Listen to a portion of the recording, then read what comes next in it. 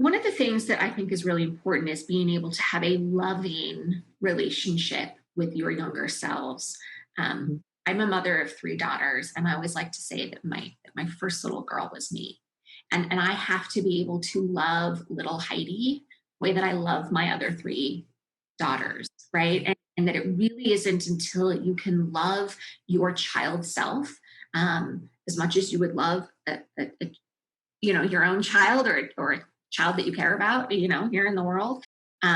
Until you can see your young self like these other children who you love and care for, it can be tricky to actually get back and feel safe and do that healing work because people have all these preconceived notions about their young children, right? And I kind of referred to it before. I was so stupid. I should have done this. I should have done that. I brought this on. It was because I did this that person harmed me.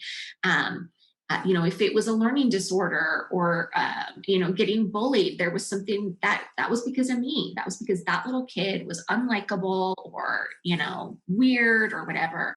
And so people have a really hard time embracing and loving those young versions of themselves. And so I don't think that we really get to a place where we can help soothe and allow those young versions of us to feel safe until we can say, I see you. I see you, little Heidi. I see you, little, 8-year-old self or 3-year-old self. I see you and I love you and I'm here for you. This version of me, this adult version of me is here to protect you because I know that you're still in there.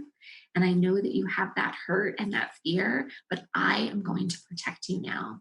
And until we can come to that place of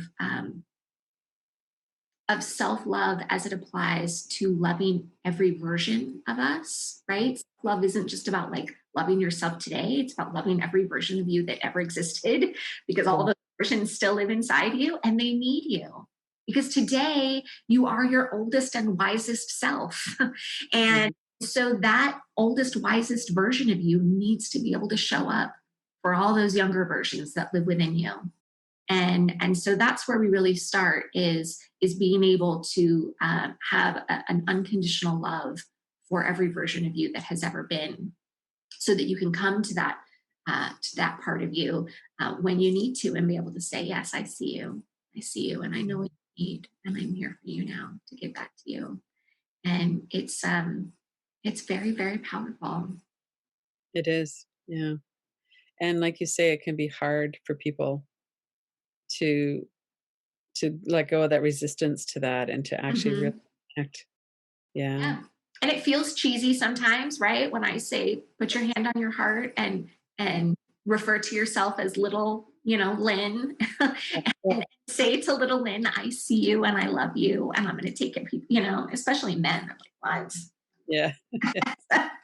But we get them there because it works. And Yeah. really, when you really have decided that you want to heal and you're ready to heal and you're ready to let go of all these ideas that you think work, but clearly don't work because you're here in my office after doing it that way for the last 20 years. So why don't we just try something different and see what happens?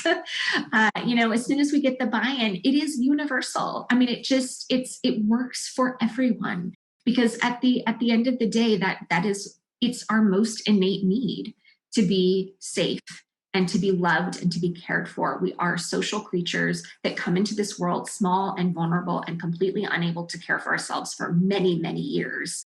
And so it is the human condition to need love and care and tenderness and safety from a stronger, wiser other. And sometimes we have to become that stronger, wiser other for ourselves. And when we do that, then we create an internal dynamic that allows us to find that out in the world. So that person who feels like they've never been able to trust anybody all of a sudden can find and attract and maintain relationships with people who are trustworthy because now they feel deserving of it and they know what it looks like and they're able to give it to themselves. So they're also able to give it to others and have these beautiful, healthy, reciprocal relationships. Mhm. So the transformation that happens during trauma healing is just it's the most beautiful, remarkable thing in the world to watch, and it's why I think I have the best job in the whole world.